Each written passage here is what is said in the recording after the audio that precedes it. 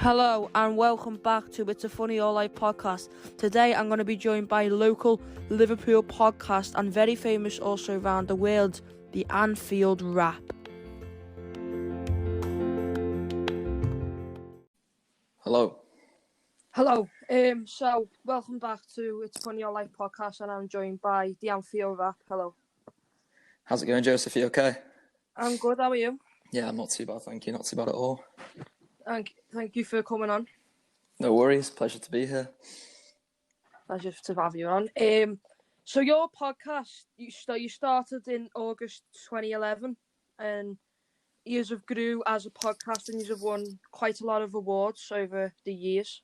You've won Podcast of the Year in 2012 and 2015 and you won Best Podcast in 2016 at the Football Blogging Awards and Radio Show of the Year 2016 and you finished second in the Listener's Choice of 2018 British Podcast Awards. So congratulations on all them awards. Thank you. Appreciate it. So you're Liverpool fans because the podcast is obviously about Liverpool. So what are you thinking about the season so far for Liverpool?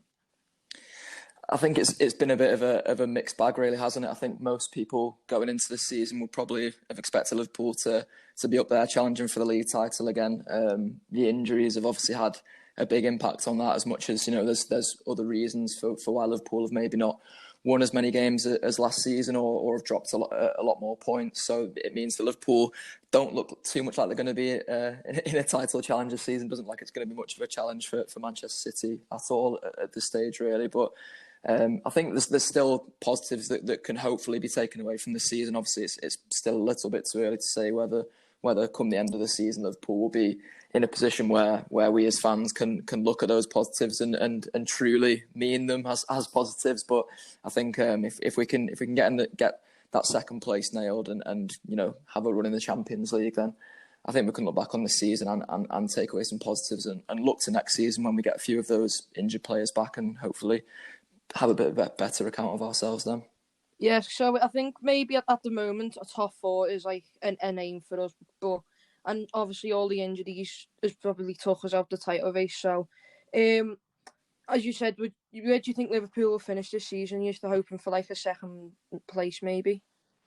Yeah, I still think even with the injuries, with the second best team in the league, I think it just requires us putting a bit of a run together. And I know that's sort of easier said than done when you're a supporter watching the game. It requires, you know, a certain level of things to go your way on the pitch as much as it requires, you know, the unity of the team and stuff like that. I think we've got the ability there, we've got the unity there, we've got the manager and all those kinds of things. So I think hopefully as long as Liverpool can put a bit of a run together, you should start to see some of the other teams falling away, because I think they all have, you know, more flaws than Liverpool do. They've all got more inconsistencies than Liverpool do. They're all worse teams than Liverpool. I think that's fair enough to say. So I would still expect us to finish comfortably second. I hope that's where we'll finish as well, because I think that would help then people looking to next season to say, well, we were the second best team in the league this season, so we can despite all the injuries. Exactly, and then hopefully we can go and put a bit of a better challenge in next season when we've got all the players back. So then we've got the next fixture, which is the Merseyside derby. And Everton haven't won at Anfield since 1999. So you would say, because of the current form, like Liverpool and Everton are both on really bad run of form, except for Liverpool, who's just beat Leipzig 2-0. So what are you thinking about the fixture that's coming up, which is the Merseyside derby? I think it's the classic cliche, really, isn't it? That you know, in a derby, form tends to go out the window. I think we've seen Everton come to Anfield in the past and sort of shrink, maybe, if you want to call it that. But I think this team under Carlo Ancelotti and even the previous team under Marco Silva, to be fair, that's not something you've seen. You've seen them come to Anfield and bring the game to Liverpool a bit and have a really good system for dealing with Liverpool. So I expect it to be another tight game. I know there was a lot of goals in the game last season, but particularly that sort of second half of it, of the game at Anfield. It was close, and it was two really good teams playing against each other. I think you'll see that again this time. I'm just hopeful that Liverpool can keep the mistakes to a minimum and you know, allow Everton to make the mistakes, because that was the thing that you felt sort of changed against Leipzig, was that Liverpool have put in a few good performances back to back now. I do think we performed well against Manchester City. I think we performed well against Leicester as well. But I think we just made those individual mistakes which cost us the game. But then against Leipzig, we were close to the perfection that we expect from Liverpool. So hopefully it'll be more perfection on Saturday and another Anfield win in the derby. Yeah, because if we play like we did against Leipzig, then it's easy. Even like if we played like Man City and Leicester, if we keep playing like that and cut out the mistakes, then we could easily beat Everton. Because we've been playing quite well recently, it's just the mistakes have started to show, and all the defensive side has started to show its weakness. Yeah, I think you're starting to see some of the mental effects of what has been a really challenging season. I mentioned the injuries before, but the injuries is almost just the start of the snowball effect, I'd like to call it. So, in fact, the pandemic is maybe the start of the snowball effect, because you could probably go back as far as when the season gets stopped last season. There's probably a small percentage of us who actually thought that the season may be cancelled. It might even be a large percentage. I'm sure that fed into the players and the squad. There was probably a point where they were unsure whether the season would carry on, whether we would get to win that league title. We do get to win it in the end, but then obviously there's the downside of there being no fans in the ground to witness that first achievement in 30 years, that first league title win. So I think it almost starts from there, that the mental effect on the players is then the fatigue side of things, because it's been a very short pre-season. The games have come thick and fast. Both the seasons have been sort of confined into a smaller space because of the pandemic. And then obviously you've seen the injuries. There's the season-ending ones to Virgil van Dijk, Joe Gomez, Joel Matip, and the blows they have. But even the niggling ones which have come week in, week out. So the likes of Fabinho has been sort of in and out of the team. Alisson's been in and out of the team. There's a few others there who've sort of had the little injuries here and there, and that constant chopping and changing does make it difficult for Liverpool, I think, because Liverpool are a team who rely so much on the collective whole and everything being as part of a system. It's all very tactical, even though I think sometimes we like to believe that Jurgen Klopp just does manage to see him on spirit. There is a lot of the mental side of things there and the tactics there, and that requires you to have your full strength squad for the majority of the season, and Liverpool haven't had that. So you'd like to think that once Liverpool can get fit and start to establish that consistency again, that we'll see close to the levels of what we've seen in the last two seasons rather than what we have for the majority of this season. Yeah, because you see, like you said, you see in like the last two seasons, Liverpool usually go on like a lot of like momentum runs, like go like 15, 16 games without losing the game, and that like pushes you up the league. So if we started putting together like momentum runs, then we could easily finish second. Yeah, I think so. And like I said before, I do think that we're better than all those other teams who are scrapping for top four. I know there's a couple more of them this season, but they're all teams who may well be on the way up, but they're teams who've still got their inconsistencies as well, who are still capable of dropping points here and there. And I think Liverpool have shown that it doesn't take much for Liverpool to get on a bit of a winning run. And I know we've not seen that so much this season, but the evidence of the last two seasons, and it's still being majority of the same players and the same manager, of course, shows you that Liverpool are capable of that this season. Yeah, it's definitely got a very capable squad, but just the injuries have just really hit us hard this season. Yeah, indeed. Yeah, absolutely. Yeah, so obviously your Anfield Wrap podcast, and it's not just famous just in Liverpool. Like a lot of people like worldwide watch it, don't they? So how does it feel like when that people all around the world are watching your podcast and enjoying it? Like, so certainly I do. Yeah, it's an incredible feeling, really, because I think it sort of started as just like a few mates in the pub talking about this sort of gap in the market for supporter media, fan media, as it's sort of come to be called now, where it was around the time of the Hicks and Gillette stuff and Hodgson being the Liverpool manager, and it didn't feel like the supporters were being particularly well represented in the media at that time. So I think there was that gap in the market for fan voices, and then from there it's just sort of took off, and we've managed to establish our own little community within the Liverpool supporting community, which I think is a really nice thing. And we've gone and covered the Reds on a few of the pre-season tours, and been able to travel sort of all over the world doing that. So we've been to Asia, been to the Arab Emirates, been to America and places like that. And it just shows you the impact that Liverpool has over in those countries, but then also the impact that we've had on the sports in those countries, which I think is a lovely thing to be able to say, because we've sort of brought that experience of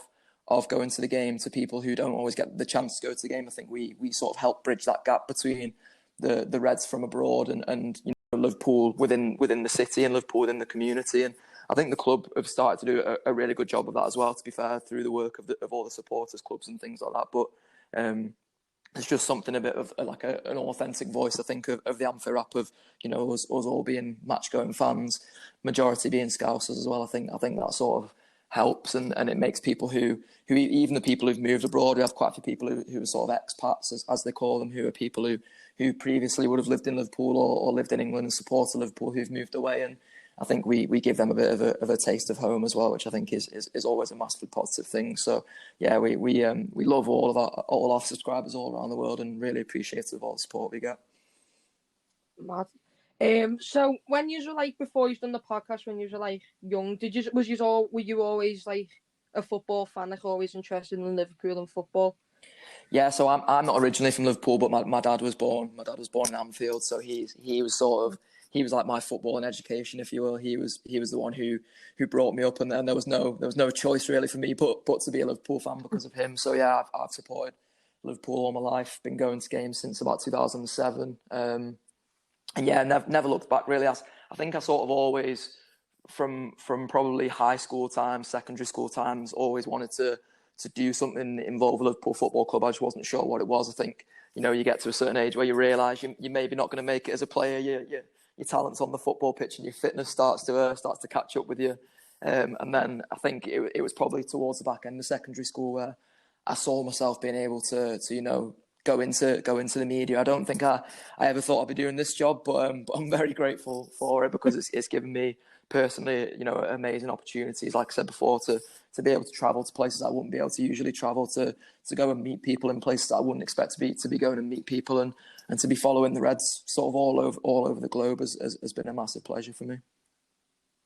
Yeah, I don't know, it would be for me as well. So that's the same with me, to be honest. Like, I always wanted to just grow up and just be a footballer, and then I realised towards probably like about year 7 or something, when I realised that my dream was over, and I play for the football team now called Boot Up Bucks Inclusion. It's great, but you always just want to grow up and just be a footballer, like watching your heroes on the telly and everything like that. Yeah, you're doing the right thing now, mate. Getting started in the podcast and stuff like that, and talking about Liverpool from a young age means that I'm sure you've got a massive future ahead of you in that game. You sound like a very charismatic host as well, so I think that all definitely helps. And the more things you can do from a young age, I'd say that to anybody who's listening, that the more things you can get involved in from a young age. I got to university and sort of realised that maybe at that point I'd not done enough from a young age to sort of get into this field. So I had to make up for a lot of lost time, and I was quite lucky in terms of some of the opportunities that came my way. But it did require hard work, as obviously everything in life does. So I think that would be the sort of main message to give across to yourself, but obviously to everyone else who's listening as well. It's just to keep at it. Yeah. And all young people that are watching. So you do a podcast, and there's obviously I know there's a fair few people who do the podcast, and I know a few. So how many actually like run the podcast? How many do the podcast? So there's 14 of us who are full-time staff. So I'm a full-time staff member who would usually be in the office, obviously not during the sort of lockdown with the COVID restrictions and things. But 14 of us full-time, and then there's a massive network of contributors who sort of help us with that. So there's probably over 100 contributors now who come on the podcast, come on the videos, help us out with the day-to-day, and they're sort of the lifeblood of what we do, really. We wouldn't be able to do the podcast without them, because otherwise it would just be the same voices and faces week in, week out. And I think after a while people probably get bored of that. So it's been great. It's been great to sort of, you know, diversify that contributor base and get voices from all over the place, and continue to grow the Anfield Wrap and make it go from strength to strength. And then obviously we've got the subscribers massively to thank for that as well. Well, anyone who supports us, really. So even the people who just listen to the free shows, who just watch our videos on YouTube, who read the writing on the website, anybody who supports the Anfield Wrap in any way they can, following on social media and all that kind of thing. Every little bit of that helps us to become, you know, what we have become, which is, I think, a reputable media outlet now. We're probably not on the same sort of level as Arsenal Fan TV and those kinds of things, who as much as I'm sure there are good lads within there, they thrive off the sort of the tabloidism of it all. They thrive off, slating the manager and slating the players. That's not what we do. We like to sort of get behind the team, and I think that can probably grate on people sometimes as much as well. But it's just us being authentic to what we do, which is supporting Liverpool Football Club through thick and thin, and I think that does shine through in everything we do as well. Yeah, it's a very good podcast to listen to. Does John Gibbons still do the podcast? Yeah, John still does it. Yeah, John's a host on loads of shows and things like that. It's a bit tricky, like with the YouTubes and things we do. I think you sort of only see like a little bit of a window into what goes on behind the scenes down Anfield Wrap, because so much of what we do is about the subscription podcast and the subscribers we have. So John's on a load of the subscription shows, but he's maybe not on a lot of the free stuff, and we get comments all the time on our YouTube and things about certain contributors not being on as much, but it's just because they're away in one of the podcasts behind the scenes there. So there's loads of content we put out. We're putting out over 100 shows between video and audio a month at the moment. So that's like an incredible amount. There should be something there for everybody really, but we need all of our contributors to be able to help us do that. Yeah, because I remember John Gibbons. He likes his music, doesn't he? He likes to play music. Yeah, John's been part of brass bands and things like that for ages, but he also manages a Liverpool band called the Shipbuilders, who are fantastic. They've performed at a lot of our live shows. Or their lead singer Matty Lachlan has performed at a lot of our live shows, even though he's a blue nose as well. So I feel like that's even more commendable, because he's putting up with a load of the Liverpoodlians or the red side of Liverpool there. So but John's banging into his music. Yeah, a lot of us are, and we try and promote that as well. Me specifically, I've done interviews for the Anfield Wrap with a few musicians who are Liverpool fans, who are from the city. So there's sort of that connection there. It's always nice, I think, to sort of as much as the football is spread the word of what's going on in Liverpool, the city as a whole, and give everyone that real community feel, because I think Liverpool as a city and Liverpool as a club is one of those special places where there are people all over the world who genuinely care about what's going on in the community and things like that. And I think we try to promote that as much as we can, try and promote the good things that are going on in the city and in the communities. And obviously because it is such a boss city, there's loads of things going on all the time. Yeah, so when you started your podcast, which was 2011, which you were saying about the times of George and Gillette and when Hodgson was manager, which was very negative time in Liverpool's history. Do you know, back in them days, because you've obviously got a lot of subscribers, like you said, more recently now. Did you get a lot of people like listening to your podcast back then, or is it just more like as you grew over the years? Well, so I only started the Anfield Wrap in 2016, but I know from back in those days, it was just a free podcast is how it started up. So they would just do one free podcast every week, just getting people in a room in Park Street Studios and basically having a chat about what's going on. It would be on a Monday after the match always. So, but that was the way they started. They then got picked up by Radio City and started doing another free show for them. And then it got to April 2015, which is when the lads decided to quit their full-time jobs and go full-time with the Anfield Wrap and make it a paid subscription thing. And that was unprecedented at the time. That was unheard of. There was no other podcasts who were charging people to listen to the stuff. Anyone who had a podcast back then, it was free to listen to. So they sort of broke the mold in terms of that, and hopefully set a bit of a standard for other people who've come and do that. But it's not been without its challenges along the way, of course, as obviously the current situation we're in now doesn't help at all, because one of the things that we've always prided ourselves on as the Anfield Wrap is the fact that we go to the match and we can offer that sort of in-person analysis. We get people into our studios. We've got great studios there in Liverpool City Centre, which are sort of being left untouched at the moment, which is a bit of a shame because we're all locked down. But hopefully it's not too long before we can get back to all that. We can get back to the games and start to really promote that message of telling that story of supporting Liverpool Football Club and doing so from the heart of the city. Yeah, and I was just saying, you got promoted by Radio City. You used to do a Friday show called City Talk, didn't you? You used to go on City Talk on a Friday, was it? Yeah. So yeah, it was. Yeah, we used to do the free podcast. So they first started off as a Monday and a Friday, and we've always kept those sort of going throughout. But obviously, Radio City, the whole sort of structure of their business changed. I think they stopped being regionalised, something along those lines, a couple of months back now. I think it might have been just before the pandemic set in. So that show has been unfortunately, but we've replaced it with a show we call The Weekender, which is a sort of similar feel. Really, we've tried to keep it a much similar feel in terms of promoting what's going on in the city, promoting what's going on in the communities of Liverpool, and telling those stories as much as looking ahead to the weekend's game, because obviously that's what a lot of our subscribers will be tuning in for. But there's a bit of something for everyone there, and it's another one of our free podcasts we put out. Yeah, because my dad used to watch City Talk every Friday, and when he was working, he got me into it. And this one, I think it was last season, every time he listened to one of the City Talk or whenever it was on, we used to win every single of the Saturday games. And he missed one weekend, and I think that weekend we got beat. I can't remember who it was by. Yeah, well, maybe we need to bring it back then. Maybe that's what's been the Reds' bad luck charm this season. Yeah. So you've won several different awards, like I mentioned earlier on in the podcast. Which one meant the most to you? Which one was meant the most to you as a podcast?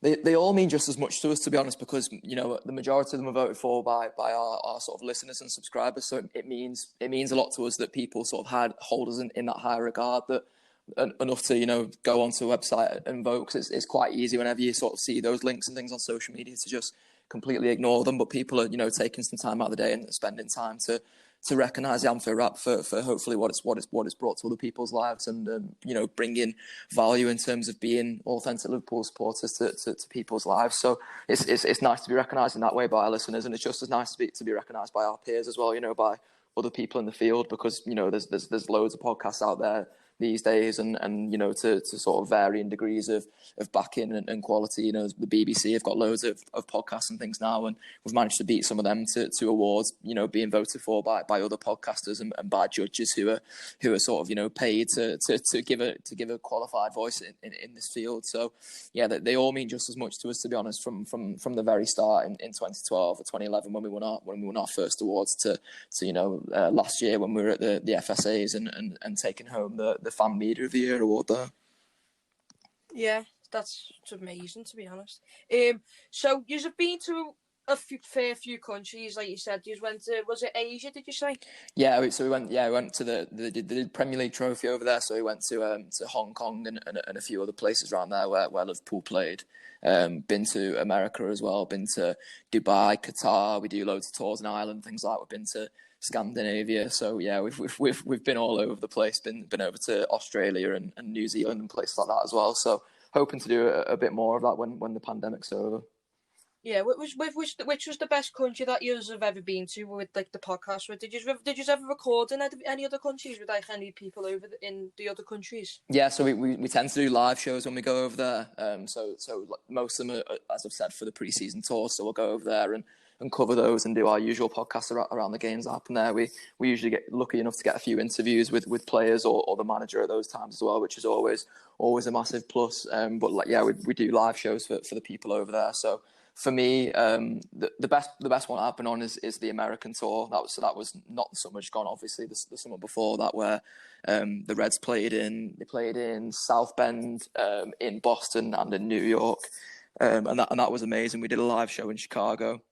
We did a live show in Boston, which was the club's one. That was in front of 2,500 people, I think, which is the most people that I've ever spoken in front of, and that was an amazing feeling. And then we did one in New York as well, in Carragher's Bar there, which was great. So I would say that was my favourite, just getting over there and getting to meet those supporters, because I don't think that we're lucky enough to be in the city and be able to go to games and stuff like that. But I don't think we realise the dedication it takes for people over there, in terms of the hours that sometimes they'd have to be getting up in the morning or staying up till late at night to watch the Reds. It's obviously it takes a lot of commitment. So it's nice to sort of get over there and see them and their support for Liverpool and how much they've embraced the culture of it as well, because even though at Liverpool the heart of it is Scouse, it's a global club now, and it's still nice that the people from all over the world have sort of embraced that heart of the football club and the community.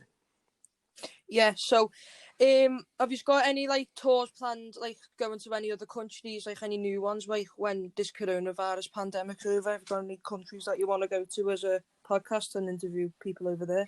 I'm not sure we dare plan anything at the moment, to be honest, because we sort of, no one's really knows about the situation day to day, do they? But like you say, hopefully it's sort of over soon. And then there's a few countries, I'm sure a few of us have got on a list to go and explore. I know Scotland is one that I'm not sure we've actually done a live show in Scotland before, and there's a lot of sort of demand for that. So it'd be nice to get up there and do something up there. And Canada is another one as well. Even though we've been to America, we've not done a live show in Canada yet. We were supposed to be doing an American tour just as the coronavirus pandemic set in, so that obviously got cancelled. And one of the shows there was going to be in Toronto, which I wasn't going specifically, but I know the lads were really looking forward to. So yeah, hopefully we'll get to go and explore loads of boss places all over the place once this is all over.